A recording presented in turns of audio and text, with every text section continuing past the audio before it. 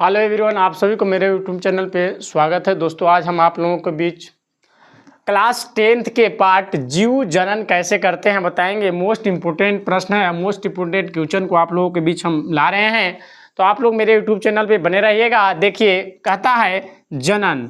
जनन यानी कि रिप्रोडक्शन क्या होती है, जनन क्या होता है उसको हम जानेंगे।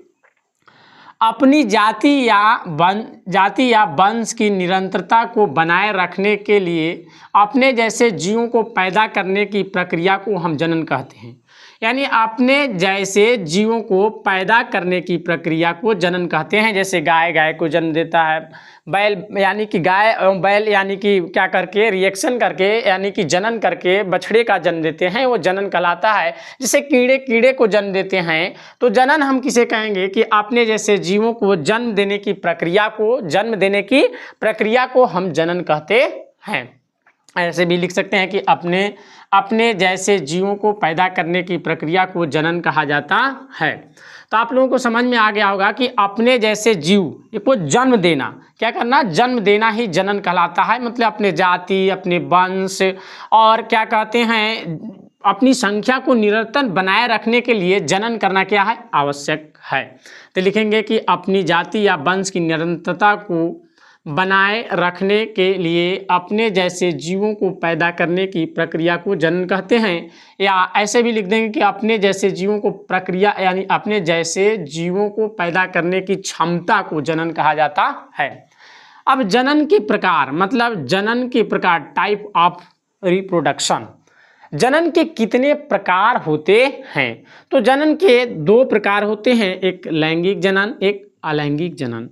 सेक्सुअल रिप्रोडक्शन और सेक्सुअल रिप्रोडक्शन होते हैं।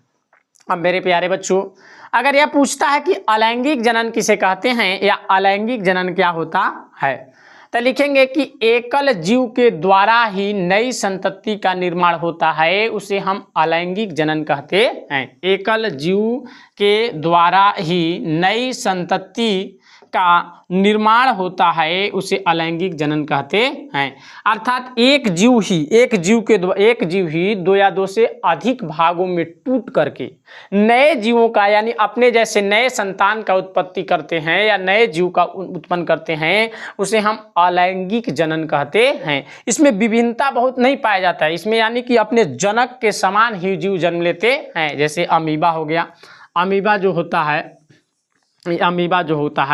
अमीबा का ये जो कोष्ठक होता है यानी कि एक केंद्रक होता है, या केंद्रक दो यानी कि केंद्रक क्या होता है, दो भागों में यानी टूट जाता है, टूट करके यानी दो जीव बना लेते हैं। इस एक के अंदर टूट करके यानी दो केंद्रक बना करके दो नए नए जीवों का उत्पत्ति कर लेते हैं, तो उसे हम यानी कि कौन जनन द्वारा, तो इसके लिखेंगे आप लोग अलैंगिक जनन के द्वारा। कौन जनन द्वारा?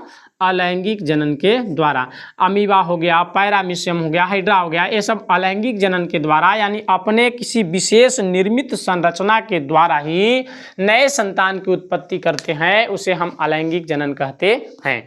अब आएगा, अगर आप लोगों को पूछता है कि लैंगिक जनन किसे कहते हैं। लैंगिक जनन में चलिए जानते हैं लैंगिक जनन किसे कहते हैं। पहले हम आप लोगों को बताते हैं लैंगिक जनन नर एवं मादा के संयोग से नए संतान की उत्पत्ति होते हैं। अभी लिख कर बताएंगे, आप लोग बने रहिएगा। लैंगिक जनन नर एवं मादा के संयोग से नए जीव का उत्पन्न होता है, उसे हम लैंगिक जनन कहते हैं।